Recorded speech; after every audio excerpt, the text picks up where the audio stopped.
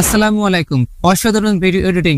এই ধরনের ভিডিও আপনি টিকটকে, ফেসবুকে দেখলে অবাক হয়ে তাকিয়ে থাকেন। এই ধরনের ভিডিও কিভাবে এডিটিং করতে হয়, আপনি চাইলে কিন্তু এই ধরনের ভিডিও খুব সহজে এডিটিং করতে পারবেন। তো এই ধরনের ভিডিও কিভাবে এডিটিং করতে হয় চলুন আমরা দেখে আসি। প্রথমে এমন একটি ভিডিও আপনি মোবাইল দিয়ে রেকর্ড করে নেবেন। তারপরে গুগল প্লে স্টোর থেকে আপনি ক্যাপকাট অ্যাপটি ইনস্টল করবেন। আমি আগে থেকে ইনস্টল করেছি, এর জন্য আর ইনস্টল করছি না। তারপরে অ্যাপটি ওপেন করবেন, তারপরে যাবতীয় পারমিশন দিয়ে নেবেন। তারপরে যে ভিডিও আপনি এডিট করবেন সেই ভিডিও এখানে ইনপুট করবেন। তার জন্য নিউ প্রজেক্ট এটার উপরে একটা ট্যাপ করবেন।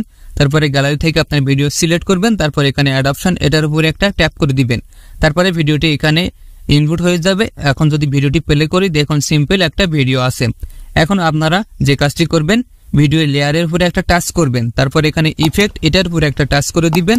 তারপরে এখানে স্টাইল এটার উপরে একটা টাচ করে দিবেন। অবশ্যই কাজটি করার জন্য আপনার ফোনের ইন্টারনেট কানেকশন অন রাখতে হবে, তা না হলে কিন্তু হবে না। তো এইখানে বিভিন্ন ইফেক্ট চলে আসছে। তো আমি যদি ডান সাইডে স্ক্রল করে একদম শেষের দিকে চলে আসি, তো এখানে পেয়ে যাবো ভিডিও ইফেক্ট। তো এটার উপরে একটা টাচ করতে হবে। তারপর এখানে বিভিন্ন ইফেক্ট আপনি পাবেন, চাইলে ব্যবহার করতে পারেন। আমি এখন ব্যবহার করব লিফট। তো এই অপশনের উপরে একটা ক্লিক করে দিলাম।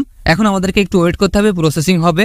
ওকে, প্রসেসিং হওয়া শেষ। এখন দেখুন ভিডিওর ভিতরে কিন্তু একটা ইফেক্ট তৈরি হয়ে গেল। একজন মানুষ হাঁটতেছে এবং সে আবার তার পিছনে দাঁড়িয়ে থাকতেছে।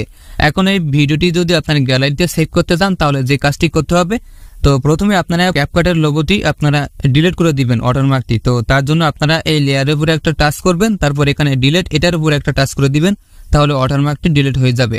তারপর উপরে কর্নারে এক্সপোর্ট অপশন পেয়ে যাবেন। তার আগে আপনি যে কাজটি করবেন, এখানে 720p এটার উপরে একটা টাচ করবেন। তারপরে আপনি চাইলে ভিডিও রেজুলেশন এখানে সিলেক্ট করতে পারবেন, 180, 2K, 4K বা যে কোনো একটা আপনি সিলেক্ট করে নেবেন। তারপরে এখানে ফ্রেম রেট পাবেন 30, 50 এবং 60।